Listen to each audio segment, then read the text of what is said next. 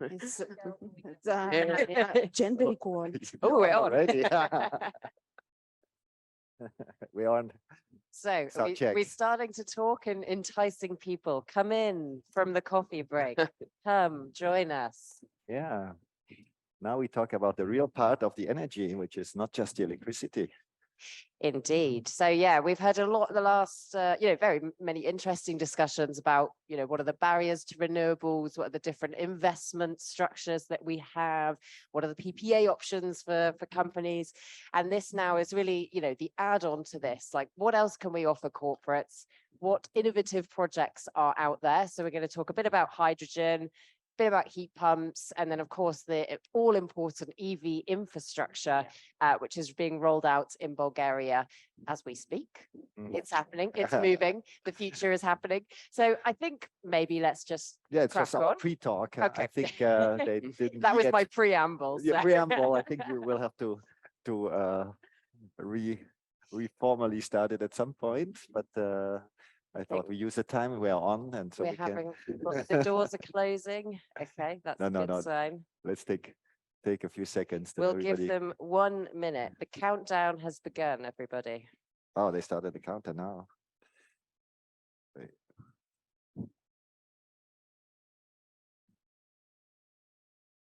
Still a few filtering in. By the way, this is going to be a kind of bilingual panel. We'll do it a bit in English, a bit in Bulgarian. So if you're not a Bulgarian native speaker, I do recommend that you go and get yourself a headset. Stefano, I'm talking to you. Spotted. One person, maybe. Or other. Okay, I think, Mariana, should we kick off? Great. Okay, well, thanks so much. We've got the pleasure of entertaining you for this final session before our farewell. It's really been a pleasure to be here in Bulgaria. I'm director of the resource platform, so based in Brussels, the European-wide resource. And it's really exciting to get to know our Southeast Europe hub and hear so many exciting conversations of what's happening in this region. So as we hinted a couple of minutes ago, we're talking about, what else is there out there for companies? How can corporates really decarbonize their energy sources using the really innovative technology that we have out there? So we've got a really nice panel for you. We're quite a small panel, so it's going to be a cozy conversation to finish off this very nice couple of days here in Sofia. I'm going to just very briefly introduce yourselves, and then I'll give you 1 minute to describe your role and your company, and then we can dig into your questions. So we have Christian here, who's a CTO of Smartenergy. We have Christoph on the end there from Solar Power Europe, and we have Milena, who is from the electricity system operator here in Bulgaria. So Christian, do you want to introduce Smartenergy? What do you do as a CTO? Well, Smartenergy is doing investments into renewable assets, actually developing them. It's solar, wind, hydrogen. We discovered kind of hydrogen 3 years ago, saying, well, we have to mitigate the risk connected with our PV assets. We always do utility scale. And we focus obviously with the sun first in the southern part. I learned that Bulgaria is also a very good place, but we have been more in the Spanish and Iberian place in Italy. And now with the hydrogen topic, we really had the mission to make this aware in the industry, because we were quite early starting with it with some others, but if not, the whole industry starts moving at the same time. And we'll talk about this when the ecosystem is not there. We cannot just move ahead. So that's why we also were very engaged all across Europe, and also on the more governmental legislation permitting side to support these activities. So thank you so much. And Milena, coming to you, maybe to give it a bit of a flavor of your organization and what you do at the ESO. Thank you, Annie. Thank you for the organizers that I can use the language that most of the people here and I knows better, so I will follow in Bulgarian. Ще използвам български език. Ever since the first panel yesterday, a couple of colleagues of mine from the Bulgarian TCO have taken part. I myself represent the energy system operator. This is the backbone of the power system in Bulgaria. I'm the director for projects. I'm going to present a slightly different type of infrastructure, which is not a transmission infrastructure. Sorry, bit of a delay on the translation. So Christoph, coming to you on the end. Yeah, please introduce yourself. Yeah, so to close quickly, so my name is Christoph. I'm working at Solar Power Europe. So we are the European Association for the Photovoltaic Industry. So we are a lobby organization. We are member based. So we have member covering mainly the whole value chain from the early project, the financing, the manufacturing, the development, O&M, EPC, and all along the value chain. And we are pretty much the bridge between the industry and the policymaker, meaning especially more at the European level, so at the European Parliament and the European Commission. And for me, more specifically, what I do there, I'm a market analyst, meaning that I'm really working on understanding the different European PV markets. What are their main dynamics? What are the main laws? What are the main change on those markets? And also trying to forecast what you can expect in the coming years on those markets. That's mainly what I'm doing there. Fabulous, sounds great. So Christian, we're going to come to you. Here we're talking about sort of what else is there out for industries and, particularly those hard to abate sectors, which have that additional challenge of decarbonizing their processes. What kind of options are you working on at Smartenergy? What kind of industries are you looking at serving with these products as well? Yeah, let me put this a bit in a first framework, and I simplify a bit to just make it, you can feel it more what we're talking about. And many of you may know, but it's helpful also in the discussions I had here again, because on hydrogen very often it's like, will it really happen? Has it really an importance?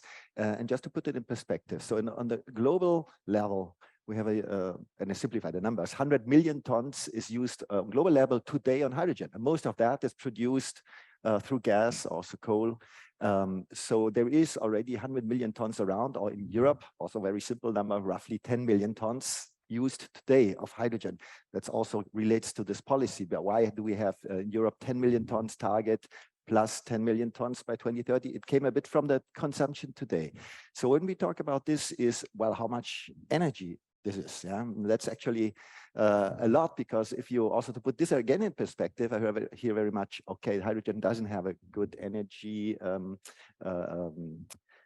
density, which is true in volumetric ways when you don't compress it, but in terms of mass, it's enormous. It's like 39 if you take kilowatt hours, if you take the higher energy value. So if you multiply, you get on the world level to 4 petawatt hours, 10 to the 15, or in Europe, like 400 terawatt hours. Now I try to just before to think about, okay, what is in Bulgaria? I think you have 4 gigawatt of power roughly in average over the year. So if you multiply that by the roughly 10,000 hours by the whole year, then you can up that already what we need in Europe to compensate what today is used in industry. That's now back to your question. It's already 10 times what is already used today as hydrogen, meaning the potential is already there, 10 times of your total energy, electric energy you use today in Bulgaria. So saying, well, it happened. Well, we don't have to do anything actually and change industry or anything. There's already so much to do with the hydrogen we use today. Now, the next question is, okay, and just to put it in perspective, these are refineries, these are ammonia production, fertilizers, others. So there's a lot of opportunity to start where today hydrogen is used, because this is in fact doing CO2 emissions because you use gas, etc. And now the next challenge is I'm going to do new developments in new industries. And in fact, this is actually the big chance for newcomers, like many of you may be going into these new applications, because the others are very much in hands of also the big corporations, oil, gas, etc. So they have their plans. But now, in fact, we talked about steel yesterday. We heard steel. We heard not yet so much about ceramic, but also the cement industry, chemical industry. So there is, and on the transport side, we can also talk about this in a second. So I see there are opportunities. And now back to Smartenergy. Actually, we try to really work on, and there is a so-called hydrogen letter, which are the next best suited hydrogen applications on top of what is used already today. And in fact, these are now some of the very energy intensive industries, and I'm happy then in the next round to go into more depth, but just to throw it out, yeah, ceramic, cement, paper, glass. So these are, and we have developed projects, but I leave first the round to go ahead before I go in more detail. Well, I think we'll stick with you for a couple of minutes and then just to dig a bit more into this. You know, just keeping you on your toes. All right. Well, it's not in your list of questions, but I'm also just wondering, you know, these sort of take the cement industry. How dependent are they on hydrogen, or is there still a role there for direct electrification? Sort of what's the ratio of what they're using? In fact, we heard yesterday that there is obviously a lot of development ongoing, and there is room for some electrification also in the steel, also a bit, but not too much on the cement, on the ceramic. But actually, if you put into relation looking into the future, where is the major scarcity? I think we have a scarcity of renewable electricity in Europe now and also in the foreseeable future. However, looking into more the global perspective, we assume that there will be a good supply of renewable hydrogen also from other regions into Europe. So I think also in terms, if you look into the risk in future, how to get really your industry decarbonized, it's kind of risky to put on a only electrification where it's not very suitable. I'm also always a fan electrification where it works is the first to do, no doubt about that. But here, in fact, there is a much better de-risking opportunity to say, I really bet that this hydrogen or derivative of hydrogen, I mean, just mentioning, not everybody may be familiar that when we talk about hydrogen, usually we also implement all the derivatives made by hydrogen, so which is you can obviously do right away ammonia with the nitrogen from the air, but also if you have CO2 sources, we'll come to that. You can do other fuels, methanol, e-fuels, methane. So all these de-risk better because the supply, which will take time, it's not like tomorrow, but we're talking now 5 years, 10 years, 15 years, when you change an industry, will be able to supply the corresponding renewable source for your processes. And saying about, well, I stay maybe with cement. We have a project cement in Portugal, and in fact there is two elements of it. The first is you have high temperature processes, which in fact with hydrogen works very well. So this project we set up, like the first part of the first phase of the project, it's just going to step by step include hydrogen. So there you have a very smooth step in of hydrogen to decarbonize the process. The next is you have in cement, and that's a very specific thing, inherent CO2 emissions. So if you use or produce cement, you get CO2 out of the process from the raw materials you use. And this is so far a big emission. And we know that roughly 10% of the global CO2 emissions come from the cement. So it's kind of the single largest industrial application in terms of CO2 emissions. And this is the next big opportunity, because CO2 with renewable hydrogen, you can mix it up to do renewable fuels of non-biologic origin. Putting these together, you already at least reuse the CO2 which has been emitted. It's not fully CO2 free, but at least you replace something which otherwise would have emitted CO2. So this is a great opportunity. So yeah, indeed, direct electrification where it can, that's the first option. But then for the very high temperature, there are some different ways we can play around with hydrogen and really sort of get them where we want them to be. Right. Maybe just on that piece of the kind of options out there for corporates, I'm going to turn to Christoph, because I know you've done some really nice research about heat pumps, particularly in the residential sector, but it's also quite applicable for corporates. Can you tell us a bit more about this study that you managed? Yeah, sure. So indeed, so as a lobby organization, we were looking at ways to prove to politicians and to policymakers, to the parliament, to the commission, that renewable makes a difference today, and it's not a topic also that will be only available for the future. So it's not a news for anyone that last year and the year before was an energy crisis. A lot of households had actually increased electricity bills. Some could not even pay. It was also the case for small and medium enterprise. And so what we were really interested as a PV association was to look how the mix between PV and heat pump could actually help today and last year, those citizens. So what we've done actually, if we're trying to model how much we'll have saved in euros on financially, household that had PV and household and heat pump together during the crisis. And we've done that modeling for Spain, Germany, and Italy. So that was the main market we focused on, for a simple reason is that those are markets that are large EU economies and also still very reliant on gas for the heating, especially the residential heating. And so what we realized, it came up to the conclusion is that the savings were massive. So with the PV only, you are already saving up to 35 to 40% on your electricity bill. And if you added PV plus heat pump, what we've called the dream team, you could save up to 85% on your electricity bill. So if you have a bill of 100 euro, you only left pay 25 euro on your bill. So that was really the message we wanted to bring to the parliament, to the commission.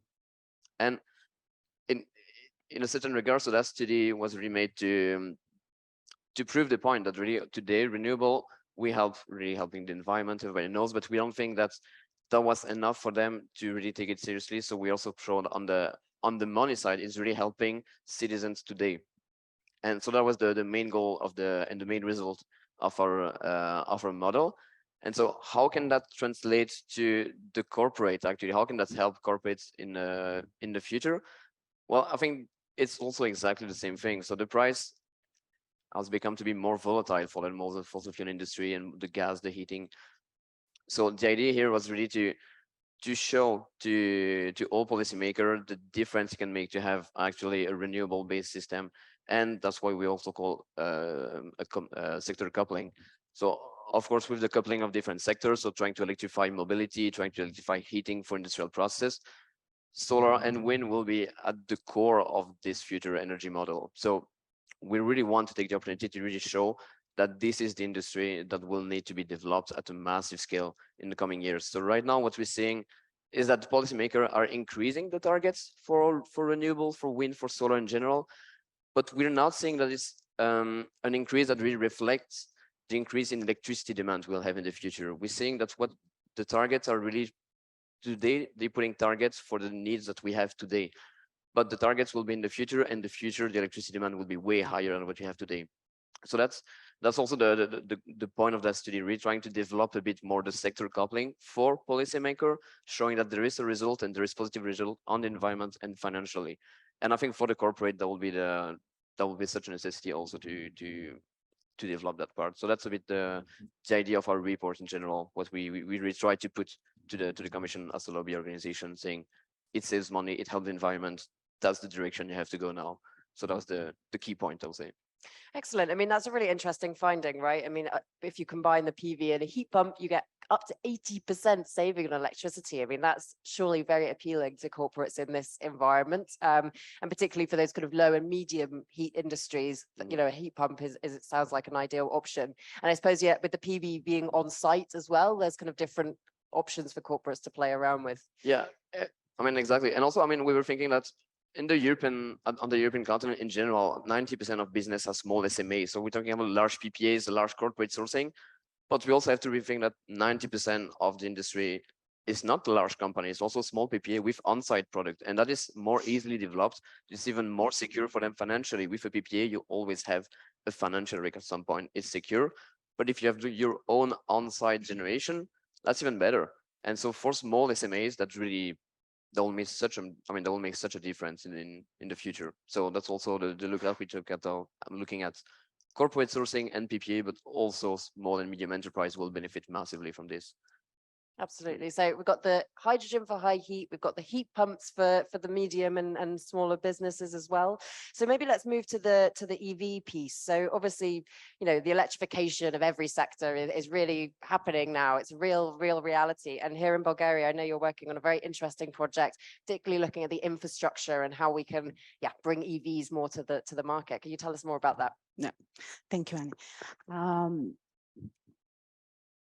Ние от вчера слушаме колко важна е We мрежата. have been talking since yesterday how important the network is. Some colleagues saw it as a big problem, others saw it as a huge opportunity. And Of course, the need to invest into the network and make it flexible is very important. Everything mentioned so far about renewable and the power sector is important for the transport sector as well. When we talk about the e-transport, e-cars, it's very important to have charging stations and their respective network to it. If we don't have that in place, it will not be possible to develop the e-transport, whether we offer renewable energy or some other type of energy.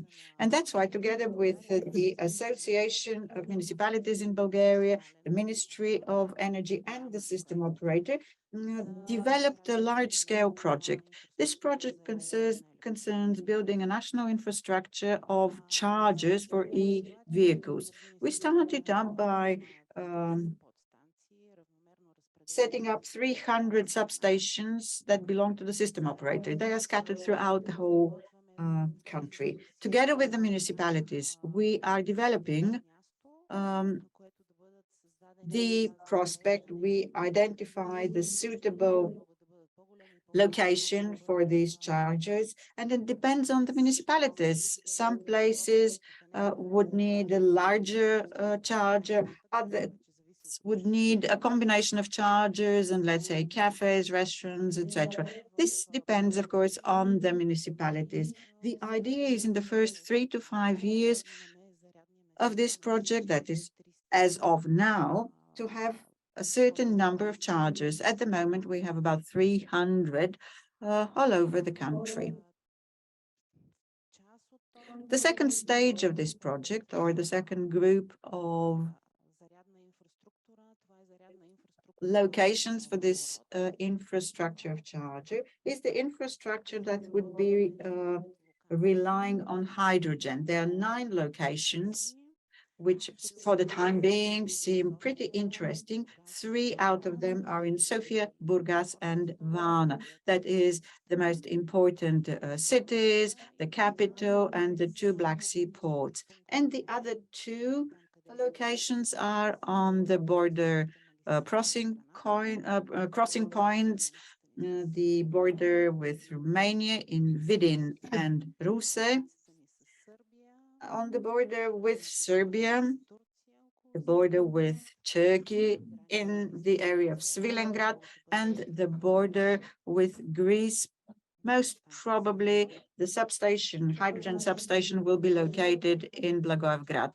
In this manner, we'll build a network which would be part and parcel of the EU hydrogen network.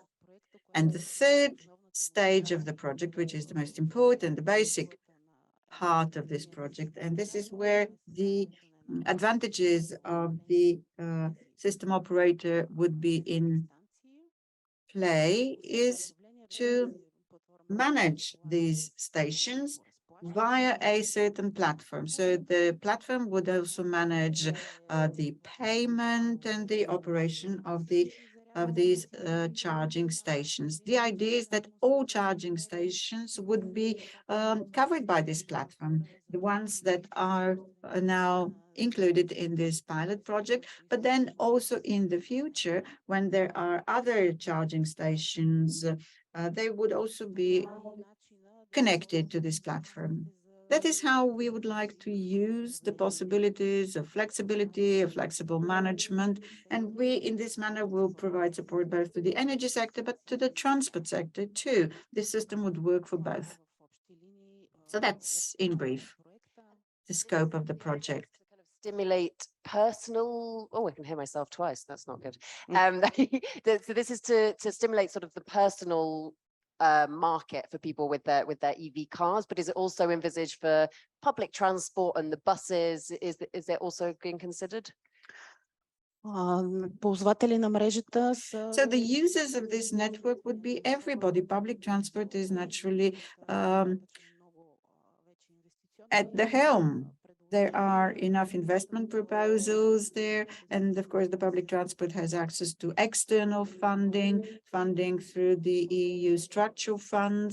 Of course, the public transport has a priority. Then the transport companies, logistics, they are, of course, ready to replace their old fleet with newer vehicles. And of course, all vehicle owners, car owners. Why?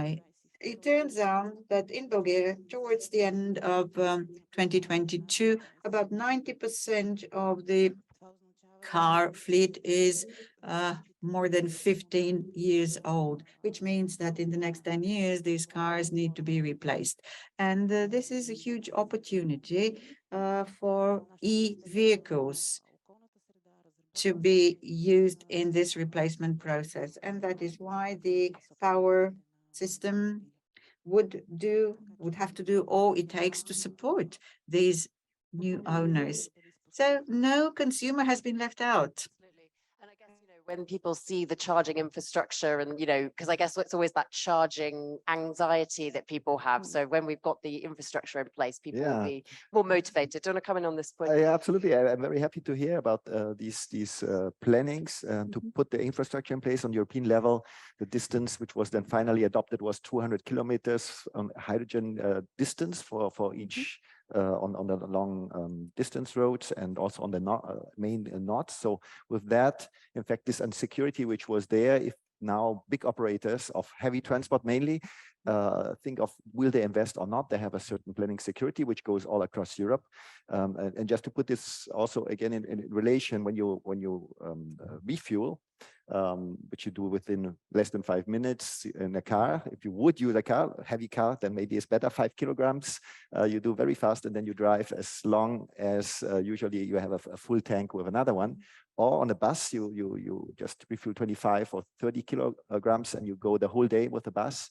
And these kind of relation makes it really attractive for specific segment to in fact now invest into it. And I've been talking a lot with various operators, which they were calculating what is the better solution, electrification or hydrogen. And on some applications, in fact, hydrogen, despite all efficiency discussion that sometimes you say, okay, electrification is much more efficient, but if you then take the whole, how much the buses really run, how much do you need extra buses for the charging time, etc.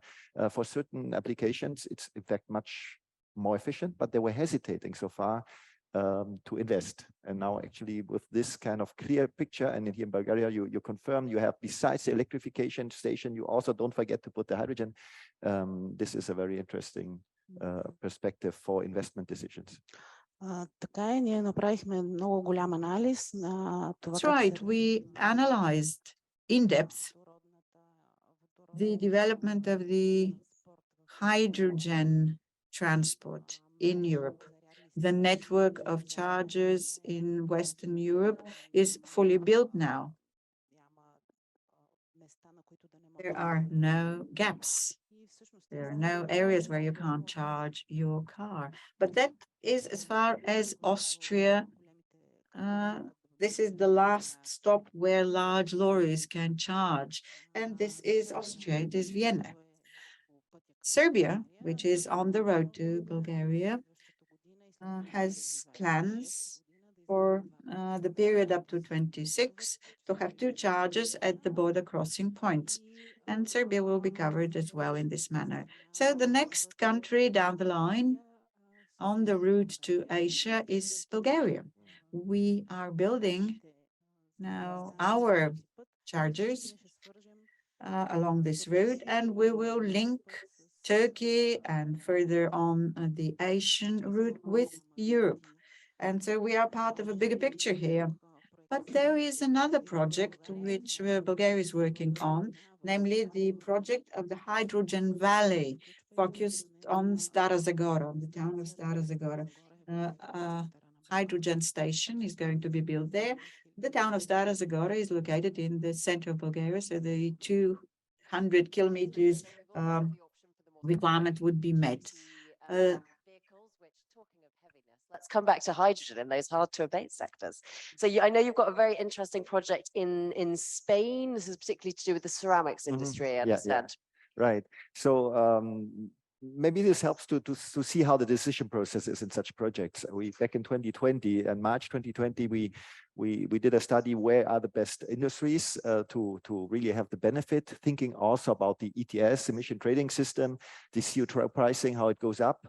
And it happens that there is in Spain an area where 90% of the ceramic is kind of consolidated together in the southern part of Valencia. And on top, Spain is one of the top, if not the top, ceramic players in Europe in terms of size. So it's a real huge, massive part. And in this region, like more than 30, I say 35 or 33% of the emissions come from the ceramic, from this one industry. And now that there is targets both on governmental level to decarbonize, but also from the industrial side, when you've started to calculate, and initially we even were more kind of conservative about how CO2 pricing will be, but we showed them how much this will cost in future if you don't do steps now. Okay, it was hard to convince at the very beginning, despite these millions. Now the CO2 price went up, we got the energy insecurity, and with all these new triggers, suddenly there was a realization, yeah, it's better to invest now, and on top, you realize maybe our products may not be sellable in future anymore, because if I just pay the price for the CO2, but I cannot put the label, this is a decarbonized cup, then, or a green steel car is the same thing, then suddenly you have a marketing disadvantage. So this really triggered the decision, okay, we have to do something. And then finally, there is a project then set up, not only on our side, producing hydrogen, but moreover to develop the offtake side, so develop the process. And now ceramic is a bit different than from the cement we discussed before.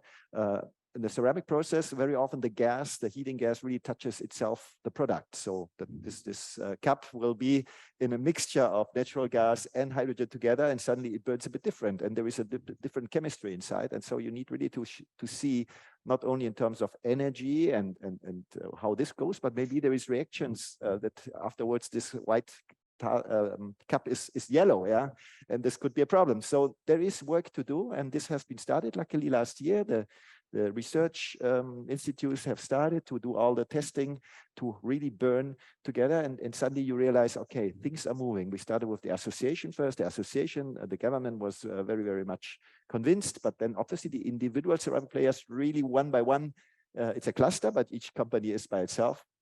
And I started to think about it. And the good thing is the size is so huge that if you do a 100 megawatt electrolyzer project, which needs, I say something, 150 or 200 megawatt of renewables on top, this is just like 1/100th of what this full decarbonization in the region could do. So usually we think 100 megawatt, that's a big, huge project, which is true for now. But the opportunity is so big that you start, but this can become a valley with a lot of electrolyzer, with a lot of renewables to be connected directly into this cluster. So big opportunity, but what are the challenges then? Yeah, obviously this is the way we try to approach is that doing large PV plants, for example, is also challenging, but it's very easy compared to doing a hydrogen project. And why it is? Because you have all these sites. You have to clarify about the renewables, but also all the permitting in a kind of new sector with safety concern, environmental concerns, and you have this big ticket of investment. Yeah, if you have the 100 megawatt electrolyzer, then you are immediately in regions which are hundreds of millions of euro investment for such a thing, which is a multiple of what you do for just PV. And now who is taking this risk at this very moment? And one issue, and there are several issues, but one I think really needs to be highlighted is, well, on the offtake side is not only the commitment about, you know, I will take this hydrogen about this time and with this price, but it's also from the perspective of what is the electricity in future, the electricity price with it, and who is taking the risk for that. And there has been also a switch now in this thinking, because so far these off-takers said, well, I will replace my gas so far only if you confirm to me 10 years at this price, you will supply to me hydrogen. Well, my input factor is a lot, 2/3 of the cost of the hydrogen, also simplifying 2/3 is from the electricity. So on the one hand side, we may have it fully under our control if it's only by us, but in this region it's very scarce in terms of possibility to do it next door. So somehow you need to rely on doing PPAs and so getting electricity. So now we said, well, today you also buy gas with the risks, with the risk of price. Price may go up, it may go down. And so on the offtake side, you take risk. Why on the hydrogen so far you wanted to be completely risk-free? So these risks need to be shared. So the off-taking side, the developer, the banks, they all need to share the risk. And for example, to connect the pricing of the hydrogen with potentially indexing it with an electricity price index. It can de-risk the whole thing, and sure, it's an entrepreneurial risk, but then the whole system works. And on top of that, there is the mechanism to de-risk now the hydrogen bank. I'm not sure we will talk about this too much, but you know, this idea to balance demand, supply, and making a stable environment for both sides with CFDs, contract for difference on both sides. Suddenly you can de-risk such huge investment, and then things fly. And the good news is that now in 2023, actually most missing pieces are coming in place, especially also on this hydrogen bank. We're expecting how this exactly works. There is already pre-announcements. And so I think very soon, a lot of these barriers will be overcome to do, in fact, quite a lot of lighthouse or initial projects. Mm-hmm. So yeah, there's kind of risks to do with the project itself, but then when making green hydrogen for this kind of true decarbonization of industries, how is that sort of seasonality and sort of variability of renewables fitting into the picture? Yeah, so what is here a challenge on the one hand side is also the big opportunity for hydrogen on the other side. So in fact, as long as you don't go to a kind of 100% replacement, you still need to balance your intermittency you have, both on a daily, monthly, weekly, annual, somehow with the other energy sources. So somehow it's a system approach on the supply side. The second is on the demand side, you need to start to build in as much as possible flexibility. We know some processes are not very flexible, but somehow it hasn't been fully looked into it. So there is a big opportunity here. On the hydrogen generation side, I mean, this is a huge load which is on the grid. This is also at the same time a big opportunity to support the grid, also in terms of you switch on, switch off, or put your electrolyzer at different levels on the hydrogen production. So also here, and we talked about grid balancing before a bit, there is a huge opportunity, and we're doing right now also studies in our countries, in Iberia, about the effects our hydrogen plants can positively give to the grid, not as an issue, but as a possibility. And last but not least, when you go to the longer term storage, in fact, the salt caverns, and there's a lot of mapping where the best locations are. This can finally overcome a lot of the seasonality issue. When you go more and more to renewables, we know that summer, winter issue is huge. But in fact, hydrogen is one of the vectors overcoming it. You can really use the surplus of energy in the summertime and put it into storage for the winter. Maybe I should add one more thing. We talked about the electricity scarcity a bit, which we will see just for electrification, but also for hydrogen. And one big hope is this offshore wind now, because the wind is an issue onshore.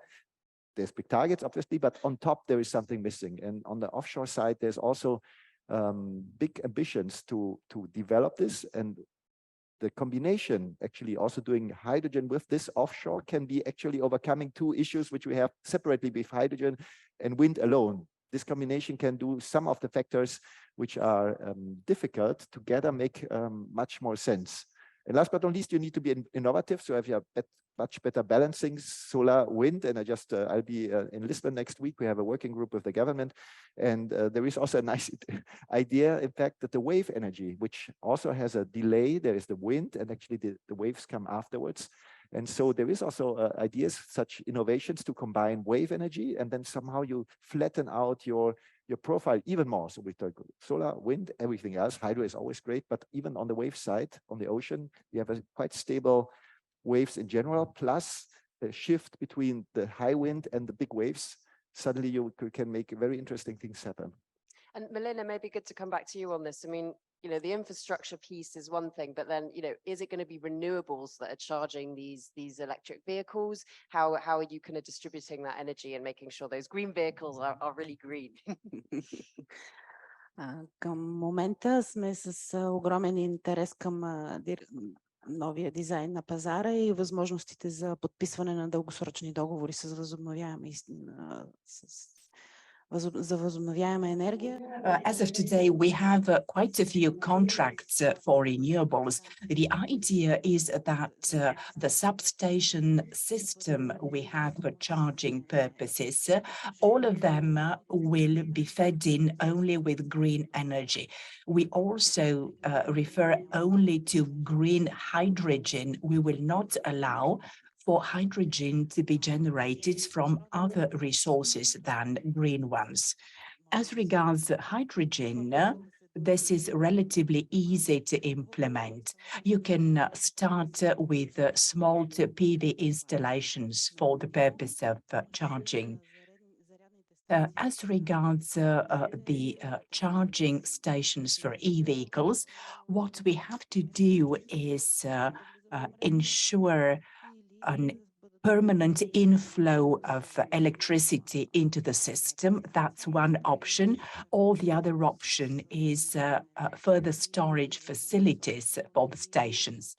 Whether it will be self-produced energy or by means of long-term contracts for supply. Chris, well, we're talking a lot about hydrogen, and I know, Christoph, you've been looking at that a little bit as well in the context of competing and PV. So what's your view on this? So yeah, I'm pretty happy you come back, because I was also wanted to comment when you asked the challenge question to Christian, because I was thinking the way we see the system in a sense in the future. So we will have like the wind and the solar as really the organs of the future energy system. The hydrogen will be kind of the blood, the link from the organs to the muscles, and the muscles will be the heating industry, the industry, the heating, the mobility for trucks, for example.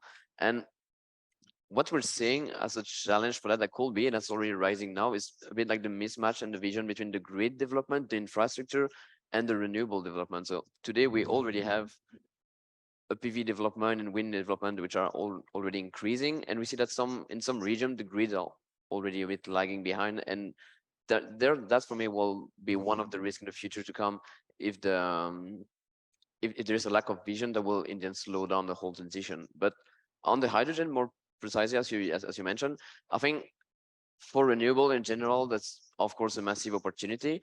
There's also, I think a lot of people are probably underestimating the amount of renewable that will take to generate all the hydrogen if you want to decarbonize heating, transport, industries. And so, for example, when we're looking right now at different scenarios from the International Energy Agency or other governmental issue, they're really targeting for between 14 terawatt to 16 terawatts of solar by 2050. So that's a bit more than 10 times what we have today. But if we're thinking about we need to decarbonize all the other sectors, we will need way more than that. So I think hydrogen will be one of the solutions, but we really need to think of how much will it increase the volume of renewable deployment we need. And when thinking of the volume that we need, there is another risk that we are seeing, that we're already facing now, is do we have the people to actually install all that capacity that will have to be deployed? I'm more familiar with the residential side, but for example, if you order a panel for your house today, you will not have the installer in the next 9 months. And if you increase the deployment, if you increase the utility scale, if you increase the project, that's something that will need to be fixed in the short time. And it's not something that's that easy to fix. So I think that's a little bit my take on the hydrogen. There's a lot of opportunity. There's also challenges that if we don't have the proper vision for each sector to grow accordingly in the right amount, I will say. Yeah, I mean, I suppose it's also just the speed of how we can do all of this. I mean, huge hydrogen capacity needed, huge renewables capacity is needed. I mean, yeah, is it going to happen, Christian? Yeah, maybe I jump a bit into the flow of your talk right now. In fact, this scarcity, which you were describing, is also influencing where people or industries will try to solve the issue. And in fact, maybe I should mention, since 3 years, I'm also responsible in Solar Power Europe as one of vice chair on the hydrogen strategy. So we work closely together, and extending these possibilities here in Europe is essential, because this flow of energy which we will require is needed. Otherwise, the industry has to move somewhere else if we don't have it. And in fact, this is already now visible in the strategy of Europe. Already there is a kind of a 50-50 approach by 2030 in terms of where the hydrogen comes from, also because we don't have enough renewables here. And just to put it into relation, this 10 million tons of which we want to have in Europe relates to roughly 100 gigawatt of electrolyzer, which relates roughly to 200 or so, or 150 to 200 gigawatt of additional renewables, which relates again to roughly 400 or so billion euro invest. So we talk here about huge numbers, but what is happening is that if you put 1 kilowatt here in Europe, and here in Bulgaria, I think 1,100 kilowatt hours per kilowatt peak or something is roughly, or maybe a bit better even. But if you do the same 1 kilowatt panel somewhere nicely high up in Chile, or somewhere nice in the Middle East, you would have 2,500 or something. So more than the double out of this 1 kilowatt. So when you think about the efficiency, very often you say, okay, hydrogen is not so efficient because you have the conversion, go for electrification. But however, if we have the lag here and you do it somewhere where the same kilowatt does so much more, the efficiency is compensated. So in a way, there is a lot of flow potentially of energy than rather easier imported to here by molecules. That's one thing. But on top of that, the next thought is, well, but why making this difficult transport here when some of the industries have this abundance of energy than somewhere else? And we have really to think about our industrial strategy. And that's why I'm also with our company, with all our stakeholders and co-fighters, and we really try to secure the industrial location here by increasing the speed of conversion. We want to have imports, we want to cooperate globally, but we need a strong supply here as well on in the supply side for renewable energy. Mm-hmm. Thank you. That's great. It's super interesting. I mean, yeah, Milena, I don't know if you want to, there's a lot of kind of hydrogen pieces going around, but I know also this new system is a bit of a different role perhaps for the kind of transmission network. You know, how do you see everyone working together to do this? And indeed also, is there a kind of funding piece as well that really will get this project off the ground? Много добър въпрос. Yes, a very good question.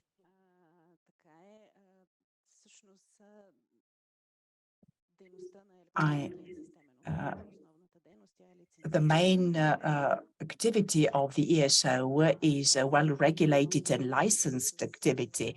The new initiative with putting in place infrastructure for charging e-vehicles falls outside of the scope of our licensed activity. Therefore, the financing of this activity is of paramount importance. The Council of Ministers issued a decision. It is a decision on this project being treated as priority, as well as using funds from the Modernization Fund. What we expect is a positive response.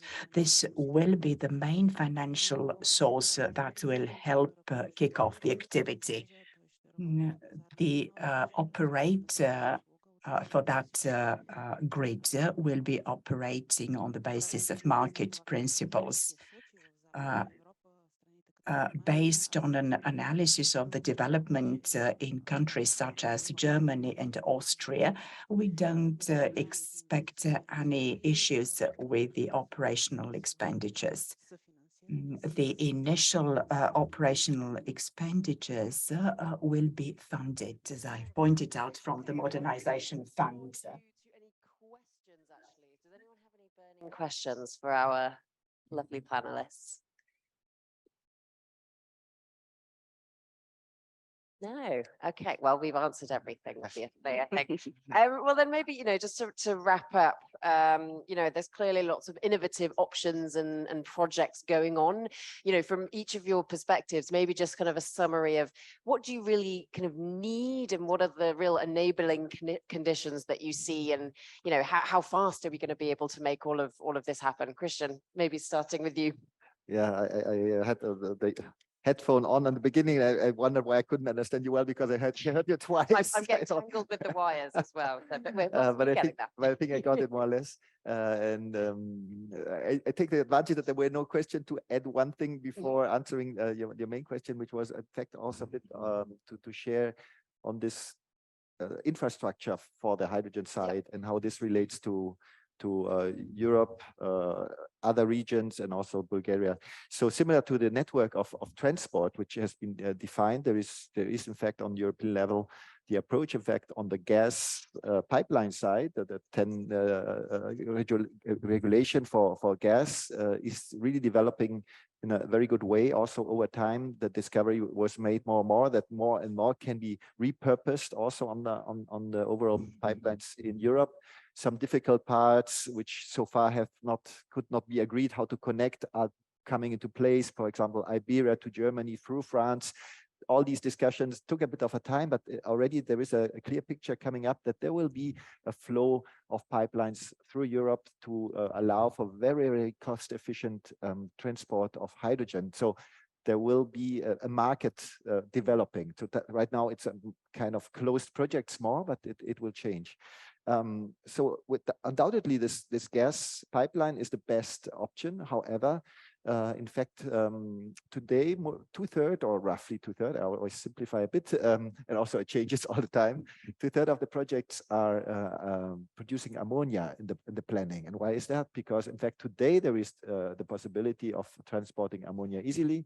Ammonia industry already needs today a lot of decarbonization and is existing thing. So the main project also out from Africa and others, they go into ammonia. So mainly first is generating from hydrogen ammonia, and ammonia used as a feedstock. Then comes, okay, if you want to do hydrogen again, this is one promoted option. Whether this is the right one, some doubt it, some support it, but there's other options. The one is obviously the liquid organic hydrogen carrier, LOHC set. It's basically an oil where you kind of dissolve the hydrogen inside, and it also has a good opportunity. And then you have an unloading place, for example, in Rotterdam, and then you have the gas pipeline going through Europe. And this is happening. There is decisions made that such terminals are there. And then if you have CO2 and the places also going to methanol, which also for the shipping is a very important option for the future. So we see that the infrastructure is coming into place, which is so far always one of the arguments was that, oh, hydrogen will not happen. And now I come to your question so fast. Well, let's say the right important parts are coming into place, and the infrastructure actually is a very important part of it. And if you ask me how things are going, remember now to electric vehicles, how long it took that really, suddenly the electric vehicles come up in some countries. I speak of Germany or Switzerland. I mean, the majority of cars by far now, which are coming aboard now, are electric vehicles. Mm-hmm. And it happened kind of from below expectation to above expectation switch. And I think we will see something in this direction also happening with hydrogen. I think for 1, 2, 3 more years, there is high expectations to, oh, why don't the project come? And it will still lag behind a bit. But suddenly everybody will be ready with this infrastructure coming in place, and there will be even more demand than we can do. So it's good to prepare with projects now. That's maybe my message. Get ready now. Okay, great. Milena, any final thoughts? What do you need? Is it happening? Is it happening quick enough? Concerning the time frame and the period within which things would be done, there is a pretty clear plan. In 5 years' time, the system should be completed with all the charging stations that make it up. Naturally, the fact that the infrastructure is in place does not necessarily mean that the transport has gone through the transition and the sector has acquired sufficient e-vehicles. There are some forecasts. In the third year of building the infrastructure, we expect 40 to 45% of the capacity to be used.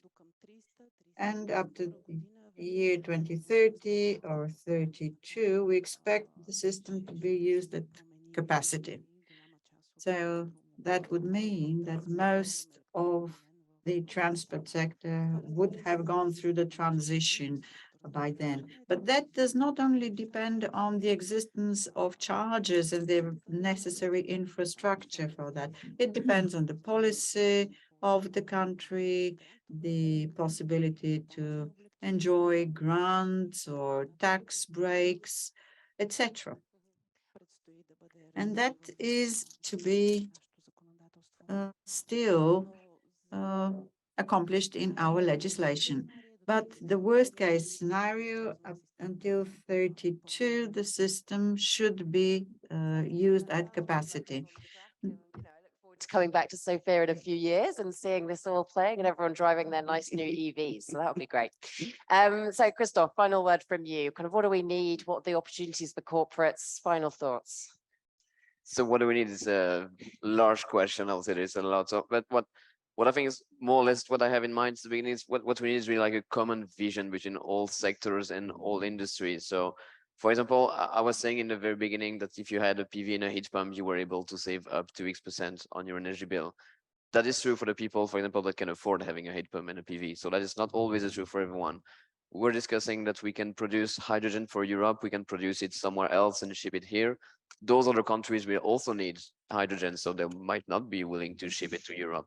So I think there's really an understanding that it's not just some sectors that are a bit changing, it's all sectors are changing and will become so much more interconnected than what we have today. And we need to have a global transition and a global vision to include everyone and all sectors. And I think that's really what is necessary. And from what I'm seeing now, there is a move in the mindset of most industry, especially most politicians, towards that common vision. So I will say that a couple of years ago, it was still heating works that way, electrify was that way, mobility works that way. And now more and more we're seeing in the report EU recently that there is different sectors are working together, and the politicians are really thinking about putting them together. But I think there's still some work to do in there to think about the infrastructure we'll need that everybody will not be left behind in a sense. Excellent. No, that's a very nice summary of all these sort of moving pieces that have got to come together, the regulatory piece, the innovation piece, and of course, people like you that are really making this happen. So thank you so much for this really interesting conversation. I think we'll just close it there unless there's any final word. We're good. We're good. So yeah, thanks again for listening. Really appreciate you staying for this last little bit of the conference. So as I mentioned, I'm from the resource platform in Brussels. So our event is happening at the end of October. So if you really like this conference, then I would very much invite you to join us in Amsterdam, 25th to 27th of October. The first day is for energy buyers. So really looking forward to seeing you there, and thanks for listening.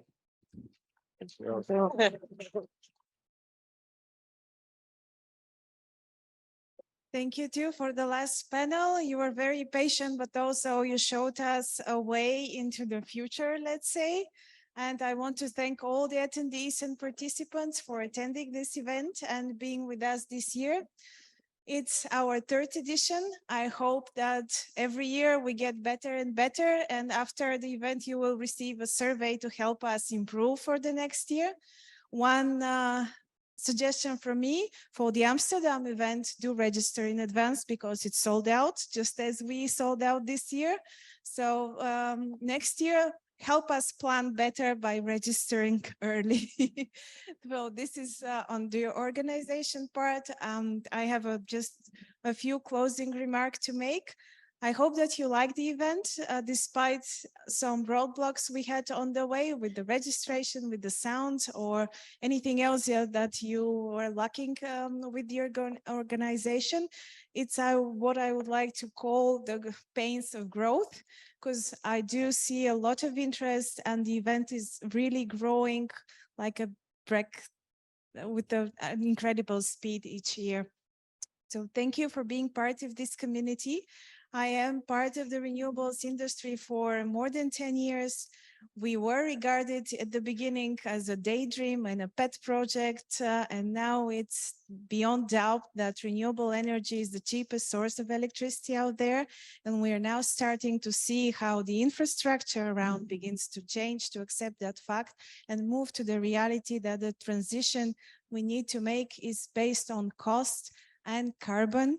What I wanted to thread through the whole event with the socks that some of you received with the beginning is that in the mindset, costs should go with carbon accounting, and you should always try, whatever your business is, to account for both of them, cost and carbon, and try to implement this in a whole holistic view on how we can move together into transition, not only on electricity, on everything else that comes in transport, in heating, in whatever process we use energy for. Once again, thank you for being with us. I hope you liked it, most of it. And this is what I have to say as a closing remark. See you next year.